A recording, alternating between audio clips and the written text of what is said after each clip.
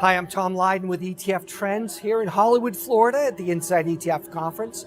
And I'm here with Gene Podkaminer and Pierre Caramazza. Hey, Tom. Great seeing you guys. How's everything? Everything's awesome. Thanks for having us here. Well, we want to talk about the markets. I want to talk about the markets. All right, well, let's talk about the markets. Let's do So that. what do you see in 2019 that advisors here need to be thinking about? So we're looking at three macro themes: GDP growth, inflation, interest rates. GDP growth we see converging lower, so developing markets kind of coming down, some emerging markets maybe coming up.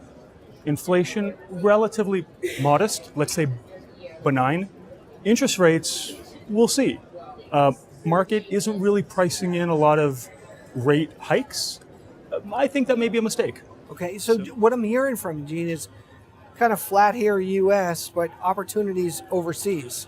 Maybe not flat, but how about lowering growth expectations, right? Okay. The U.S. has been on a tear. So a little bit less growth, less oomph here, but some pickup elsewhere. And as investors that look across markets and across geographies, you always have choices. So you choose U.S., Canada, Japan, emerging markets, Europe. These are all choices. Yeah, Pierre, you know we have a home country bias. We know that from ETF sales, that more investors here in the U.S. have a huge chunk in U.S. stocks and not enough overseas. What are some of the things that you see coming? Are we finally going to get some diversification outside the U.S.? I think so. And I think a lot of that home country bias has just been because U.S. markets have been on such a tear. And if you're listening to what Gene's saying and you're listening to what we believe, there's tremendous opportunity in emerging markets right now that we also think. And I think the big thing, the big change, is a lot of advisors aren't just chasing EM. They want to do EM in a controlled, smarter fashion.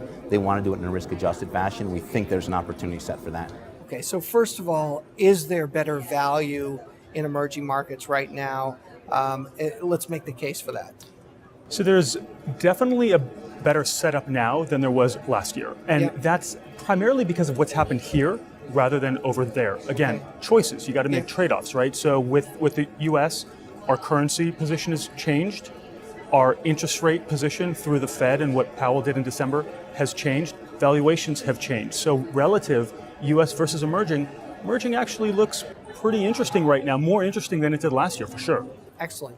And Pierre, you folks have an emerging market ETF. How is it different? FLQE, it's a multi-factor smart beta. And what it's effectively doing is it's giving you, as an investor, an opportunity to participate in the markets, but do it at a sort of risk-adjusted basis, sort of an outcome basis. We talk a lot about, when we launched these funds almost 3 years ago now, can we do something where we smooth that return path, right? Where you get a lot of the volatility, but you're not getting a lot of the return, but you're taking all that volatility down.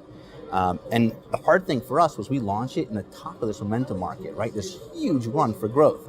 This last quarter, as terrible as it was, from my 401k balance and perhaps yours, the one thing it did do is it was that proof of concept that showed that this FLQE product and the way we designed it really makes a lot of sense. It let people take that emerging market return, but not have all that same volatility, and it's looking fantastic right now. And the fact that it's not actively managed, it's a specific strategy, but in a multi-factor form, and everybody's talking about factors these days. Exactly. So, yeah.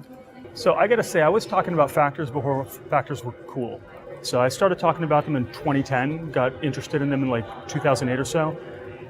Written a couple of papers on factors both within an asset class like EM and then across asset classes, asset allocation. Again, it's that trade-off. Factors are pretty powerful things, but one thing that we do need to keep in mind, and Pierre said this before, it's about the risk as well. So you were asking me about valuations, about opportunities. To me, that speaks to return.